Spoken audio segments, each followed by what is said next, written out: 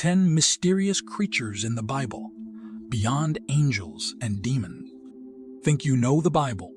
Think again. Beyond the familiar tales of angels and demons lies a bestiary of bizarre and awe-inspiring creatures that would make even the most fantastical myths blush. Which mythical being could this be? Let's get into it. Starting with number 10. Number 10. Behemoth. In the book of Job, amidst the protagonist's struggle with suffering and his questioning of God's justice, a magnificent creature emerges. Behemoth, this colossal beast, described in poetic detail in Job 40:15-24, embodies a powerful message about God's dominion over creation and the limits of human understanding. Behemoth is painted as a creature of immense power and size, defying human comprehension. It grazes peacefully among willows, showcasing a tranquil strength that inspires awe. God, in his discourse with Job, implying its primacy and importance in the divine order.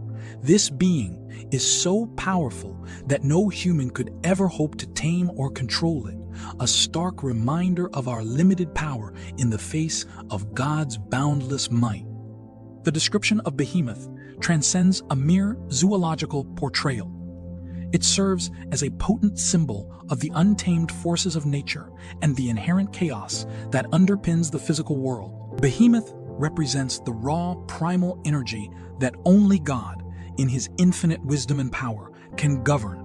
By juxtaposing Behemoth's awe, inspiring strength with its peaceful grazing, the text highlights the balance between order and.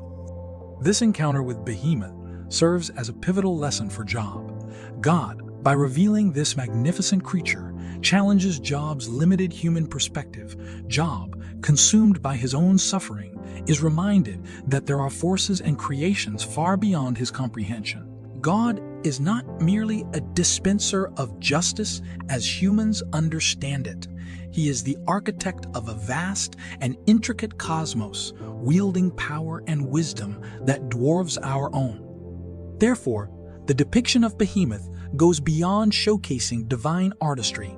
It serves a crucial theological purpose. It underscores the message that God's power and understanding are absolute. Even in the face of seemingly inexplicable suffering, like that experienced by Job, we are called to trust in God's greater plan, recognizing the limits of our own knowledge and understanding. Behemoth, in its untamed grandeur, stands as a testament to the awesome power of the Creator and invites us to approach the divine with humility and awe. Number 9. Leviathan. The book of Job, a profound exploration of faith and suffering, features a creature as terrifying as it is symbolic. Leviathan, described in vivid detail in Job 41. Leviathan is a monstrous sea serpent embodying chaos and primordial power.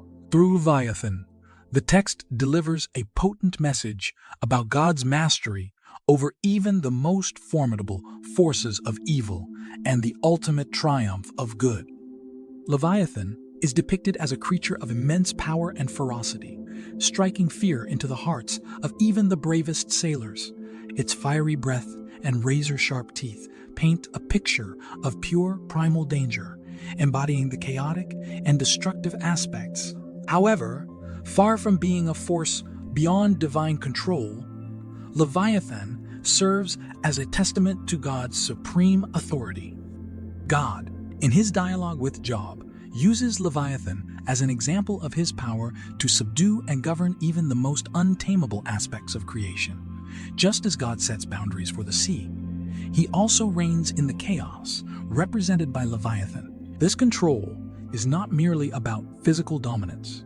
It represents God's ultimate authority over the spiritual realm, demonstrating that no force of evil, however powerful, can withstand his might. The image of Leviathan transcends its immediate context in Job and appears in other biblical texts, notably in prophetic literature. In Isaiah 27:1, Leviathan takes on a more symbolic meaning. The prophet speaks of a time when God will vanquish Leviathan, the gliding serpent, signifying the ultimate defeat of evil and the establishment of God's kingdom. Therefore, Leviathan evolves from a fearsome sea monster to a complex symbol of the ongoing cosmic struggle between good and evil. This symbolic interpretation deepens Leviathan's significance within the biblical narrative.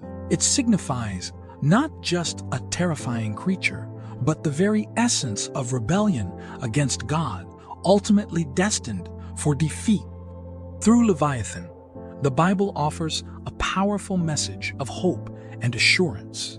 Despite the chaos and suffering that may seem to reign in the world, God remains in control. His power extends even to the darkest depths, and his victory over evil, though it may not always be immediate, is ultimately assured.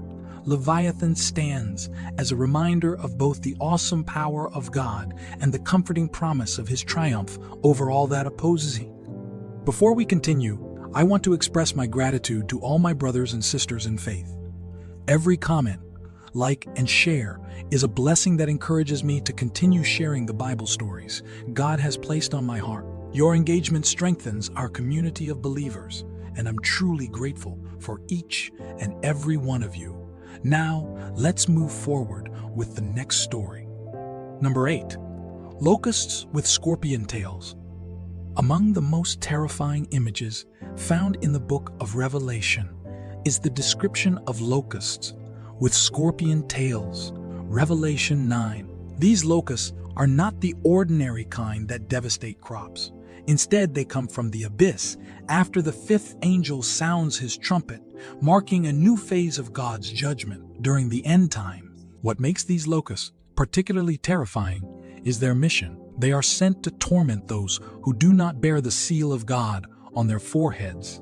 Unlike the usual damage locusts inflict on plant life, these creatures are tasked with inflicting pain on people. The sting they deliver is described as being like that of a scorpion.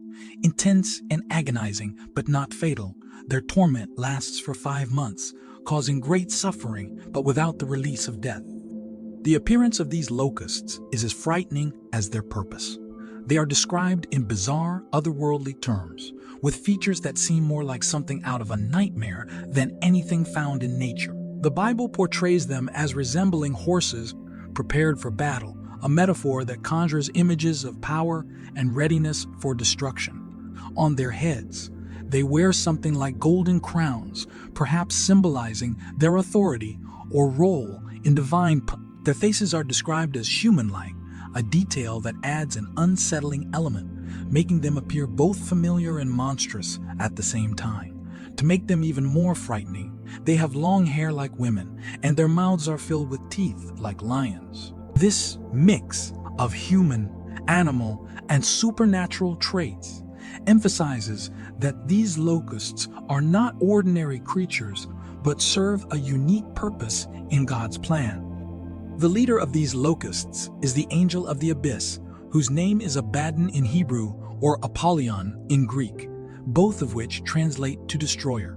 This name reflects the locusts' destructive role, acting as agents of divine wrath. They are sent to bring destruction not to the natural world, but to those who have turned away from God. Their purpose aligns with the broader theme of Revelation, God's final judgment on those who oppose his will. These locusts, under the command of Abaddon, serve as a tool for this judgment, ensuring that those who reject God face the consequences of their actions. One striking aspect of the locusts' mission is its selective nature. Unlike real locusts, which indiscriminately consume everything in their path, these locusts are given precise instruction. They are not allowed to harm the earth's vegetation, no grass, trees, or plants, but are instead focused entirely on tormenting specific individuals. Only those who lack the protective seal of God are subject to their painful sting. This detail underscores a key point about divine justice in Revelation. It is targeted and purposeful, not random or chaotic. The suffering inflicted by the locusts serves a specific moral and spiritual aim, delivering punishment to those who have rejected. The locusts, with scorpion tails, serve as a powerful symbol of the severity of divine judgment and the consequences of turning away from God. Their strange and terrifying appearance reflects their role as supernatural agents of punishment, sent to remind humanity of the cost of disobedience during the final days. Number 7. Satyrs. The book of Isaiah offers a vivid and chilling portrayal of divine judgment, particularly against the nation of Edom. Amongst the images of ruin and desolation, the prophet introduces a curious and unsettling figure, the Satyr, mentioned in Isaiah 34:14. Satyrs inhabit the destroyed landscape, their presence amplifying the sense of utter abandonment and divine wrath. These creatures, often associated with Greco-Roman mythology, add a layer of uncanny symbolism to the biblical text, serving as potent reminders of the consequences of turning away from God. Satyrs, traditionally depicted as half-human, half-goat beings, evoke a sense of the wild, untamed aspects of nature. They embody a primal energy that, when unleashed, signifies chaos and disorder. Within the biblical context, their presence is not merely incidental. It points to a profound spiritual truth. Satyrs are often associated with idolatry and pagan worship, representing the very antithesis of devotion to the one true God. Isaiah places these creatures in the ruined landscape of Edom to emphasize the spiritual barrenness that accompanies divine judgment. The once thriving nation, laid waste by God's anger, becomes a haven for creatures symbolic of wildness and moral decay. The crying out of the satyrs underscores the utter desolation of the land, a poignant reminder of the silence that falls when God withdraws his presence. This image serves as a stark warning against the dangers of straying from God's path. The satyrs, in their grotesque and unsettling presence, embody the spiritual consequences of embracing idolatry and forsaking righteousness. Their appearance in the desolate landscape serves as a visual representation of the inner desolation that accompanies a life devoid of God's presence. Moreover, the use of satyrs, creatures rooted in mythology, adds a powerful layer to the prophetic message. By drawing on familiar imagery from other cultures, Isaiah amplifies the impact of his word. The audience, familiar with tales of satyrs and their association with wild abandon, would have immediately grasped the gravity of the situation in Edom. The land, now a playground for such creatures, becomes a cautionary tale, illustrating the spiritual and physical ruin that follows when a nation turns away from God and embraces wickedness. Number 6. Cherubim. Cherubim hold a unique place in the Bible, appearing as powerful and mysterious beings with significant roles. One of their most iconic responsibilities is guarding the entrance to the Garden of Eden. After Adam and Eve's disobedience and expulsion from the garden, Genesis 3:24 tells us that cherubim, armed with a flaming sword that moves in all directions, were placed to prevent their return. This act symbolizes the loss of direct access to paradise, a key moment in the story of humanity's fall, marking the end of an era where humans could dwell in a perfect world. In the visions of the prophet Ezekiel 1 and 10, cherubim are described in striking and unusual detail. These beings possess 4 faces, one of a man, one of a lion, one of an ox, and one of an eagle. Each face seems to represent different aspects of creation: humanity, wild animals, domestic creatures, and birds of the sky. This rich symbolism suggests that cherubim are connected to all forms of life and have the ability to act across various realms. They aren't limited to one form or one function. Their presence indicates a vast scope of power and awareness as they work to carry out God's will and keep watch over the created world. Cherubim are also closely tied to the most sacred spaces in Israel's worship. When Moses was given instructions to build the tabernacle, cherubim were featured prominently in the design. In Exodus 25:18-22, they were to be crafted out of gold and placed atop the Ark of the Covenant, overshadowing the mercy seat with their wings. Their presence in this holiest of objects signified their role as protectors and witnesses of the covenant between God and the people of Israel. Later, when Solomon built the temple in Jerusalem, cherubim were again a central feature, carved into the walls and woven into the fabric of the temple. 1 Kings 6:20, 3:28. Their presence in these sacred places further emphasizes their role as guardians of divine order and intermediaries between God and humanity. In Ezekiel's vision of the divine chariot, cherubim appear once again, this time in a more dynamic role. They are depicted as part of a heavenly chariot that moves swiftly and in all directions, with wheels full of eyes that allow them to see everything around them. This imagery portrays cherubim as mobile, powerful beings who help carry God's presence across creation. Their ability to move without turning reflects the omnipresence of God, suggesting that they play a crucial role in ensuring that God's Overall, cherubim are depicted as mystical, awe-inspiring creatures whose roles span across various dimensions of divine activity. From guarding the lost paradise of Eden to serving as protectors of the sacred spaces in Israel's worship, and from their multifaceted presence in Ezekiel's visions to their role in the heavenly chariot, cherubim are powerful symbols of God's sovereignty, protection, and watchfulness. Number 5. Seraphim. Seraphim are among the most awe-inspiring and exalted beings in the Bible. They make a dramatic appearance in Isaiah 6:1-7, where they are shown as celestial creatures hovering high above the throne of God. The name Seraphim translates to the burning ones, which reflects their fiery nature, a symbol of purification and the intensity of God's glory. Their 6 wings carry deep meaning.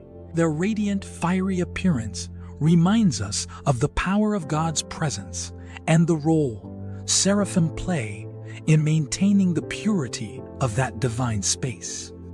The central purpose of the seraphim is to continuously proclaim God's holiness.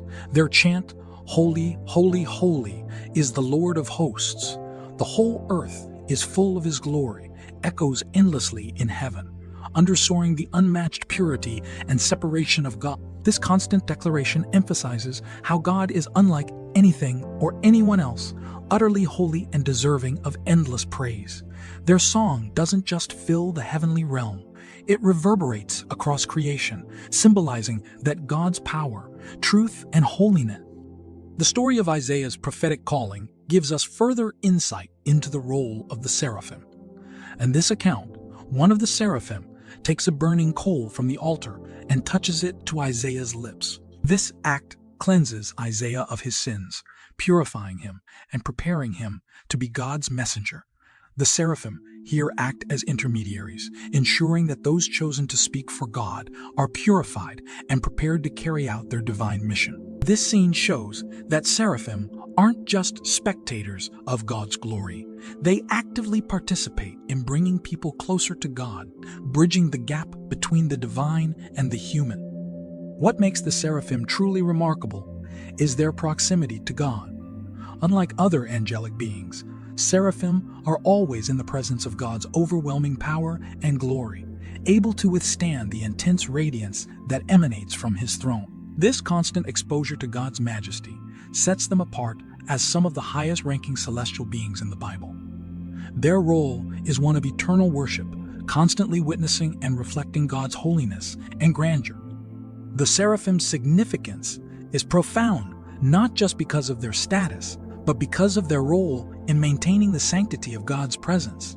In their constant worship and in their acts of purification, they symbolize the divine light that keeps the universe aligned with God's glory. Their example reminds us that true reverence, humility, and dedication to God are essential, and their continuous proclamation of God's holiness serves as a reminder of the importance of purity in all aspects of life and worship. Number 4. Nephilim.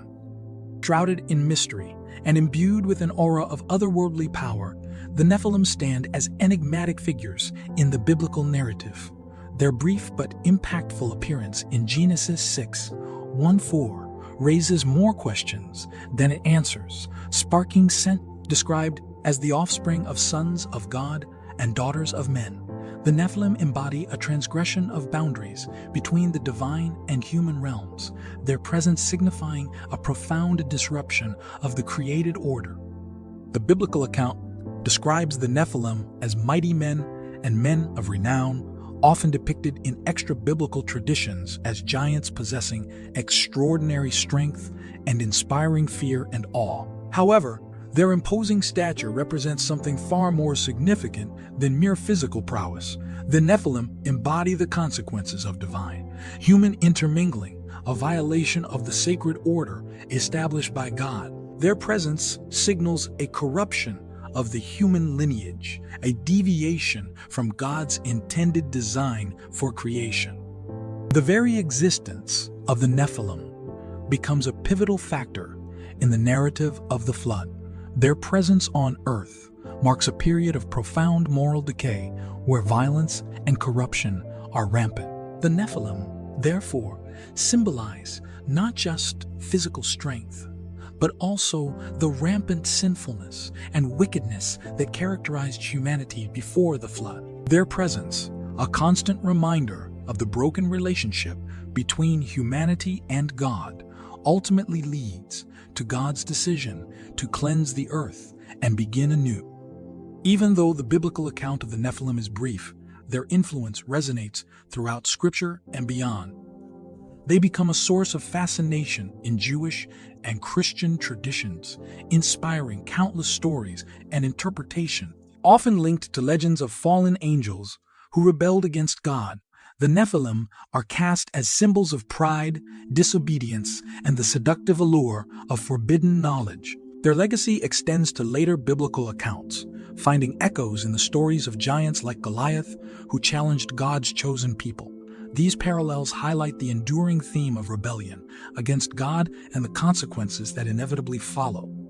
The enduring mystery surrounding the Nephilim stems partly from the ambiguity of their origin and the meaning of their name. Are they fallen angels, the offspring of fallen angels, or something else entirely? The text remains open to interpretation, allowing for a rich tapestry of theological and literary exploration. Ultimately, the Nephilim serve as a powerful cautionary tale, a reminder of the sanctity of boundaries and the dangers of disrupting the divine order. They represent the consequences of straying too far from God's path and the seductive nature of power, unchecked. Their story, though, shrouded in mystery, offers a timeless warning about the fragility of creation and the enduring consequences of human choices. Number 3. Ofanim. The Ofanim, also known as the Wheels, are some of the most mysterious and awe-inspiring celestial beings described in the Bible. Their appearance is mainly found in the visions of the prophet Ezekiel, especially in chapters 1 and 10. Unlike other angelic beings, the Ofanim are depicted not with wings or human-like forms, but as wheels within wheels, covered with countless eyes. These wheels are part of the divine chariot, also known as the Merkava, and they work in perfect harmony with the Cherubim. What sets the Ofanim apart is their incredible, all-seeing nature. The eyes that cover the rims of the wheels suggest that these beings are omniscient, capable of seeing everything that happens across time and space. Their ability to move in any direction without turning symbolizes God's omnipresence and omnipotence, reinforcing the idea that nothing escapes divine observation. Wherever the Spirit of God goes, the Ofanim follow, reflecting the inescapable presence. In Ezekiel's vision, the Ofanim are not just ornamental. They are central to the movement and function of the divine chariot. Their interconnected wheels symbolize the perfect alignment of God's will and the workings of the universe. As they move with the cherubim, they reveal a deep connection between the physical and spiritual realms, suggesting that God's influence touches every aspect of creation. The Ofanim's movement mirrors the fluid, precise, and purposeful nature of divine action, where everything happens in perfect order and timing. The constant motion of the Ofanim is significant. They never stop, and their endless movement represents the eternal nature of God's justice, which is always active and ever present. Just as the wheels of the chariot continuously turn, God's governance and intervention are ceaseless, ensuring that everything unfolds according to divine plan. The Ophanim's role as tireless agents of divine justice reminds believers that God's will is always at work, even when unseen or unrecognized. The Ophanim's mystical nature has fascinated theologians and scholars for centuries. Their surreal, otherworldly form challenges our understanding of angelic beings and reflects the incomprehensible majesty of God's heavenly court. These wheels, filled with eyes and never ceasing in motion, are a powerful reminder of God's eternal vigilance. Through the Ofanim, we catch a glimpse of a divine order that transcends our earthly understanding, where every movement, every glance serves. In essence, the Ophanim are not just guardians of the divine chariot. They are symbols of God's justice, omnipresence, and the eternal flow of divine will. Their presence reassures believers that no matter what happens in the world, God's eyes are always watching, His justice is always in motion, and His care for creation is never ending. Number 2, the dragon.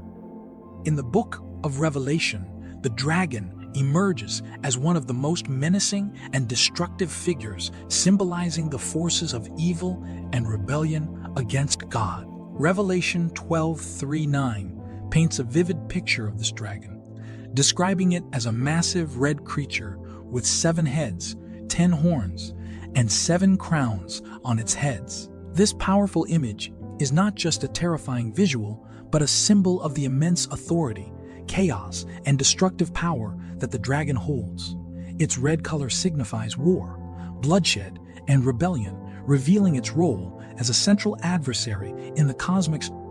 The dragon, in Revelation, is identified as Satan, the ancient serpent who deceived humanity in the Garden of Eden and continues to lead the world astray. This connection to the serpent emphasizes the dragon's long-standing opposition to God, positioning it as the embodiment of deceit and malevolence.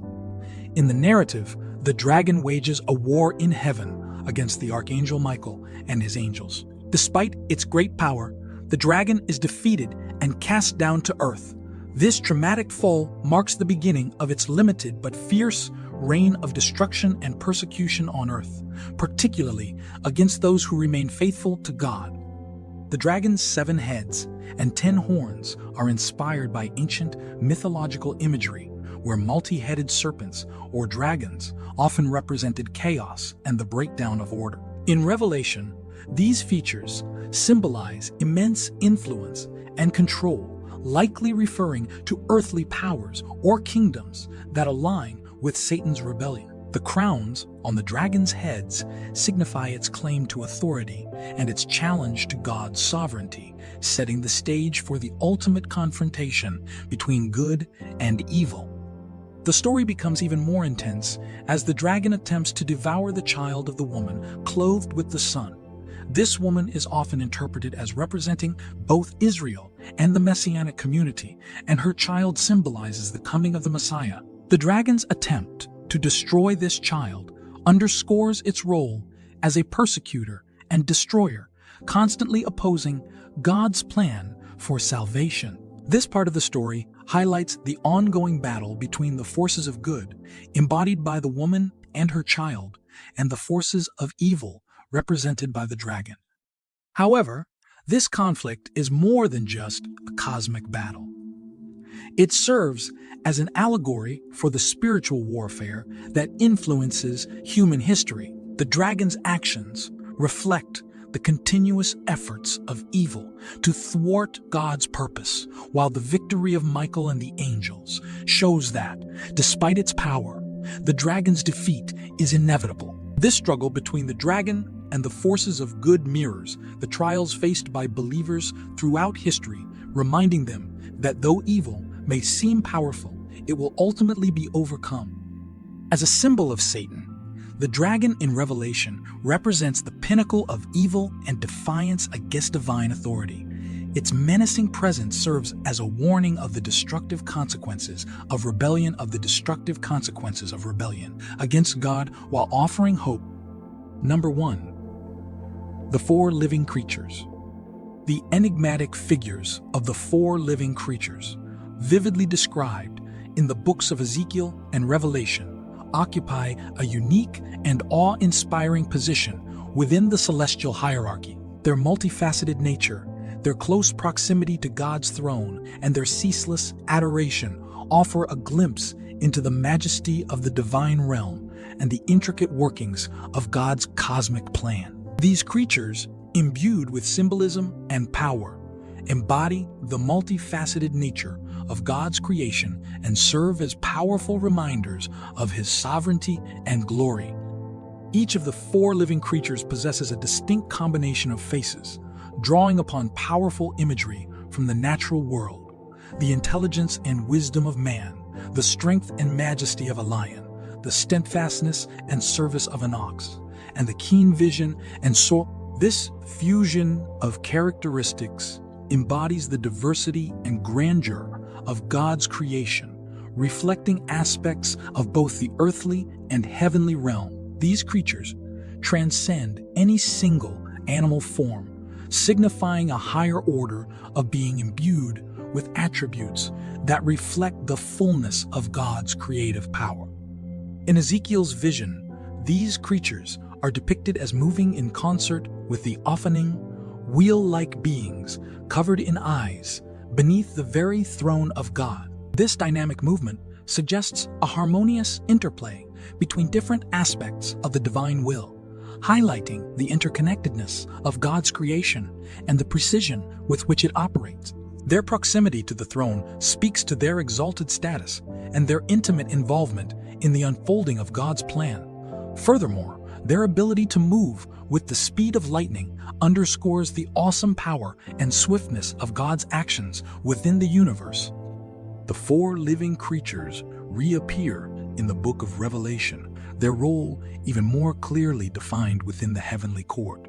They stand eternally before God's throne, their voices raised in ceaseless praise, declaring the holy, holy, holy.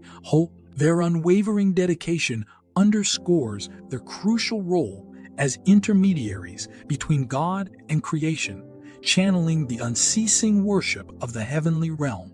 This perpetual chorus serves as a constant reminder of God's transcendent holiness and power, echoing throughout the celestial court as a testament to His eternal glory.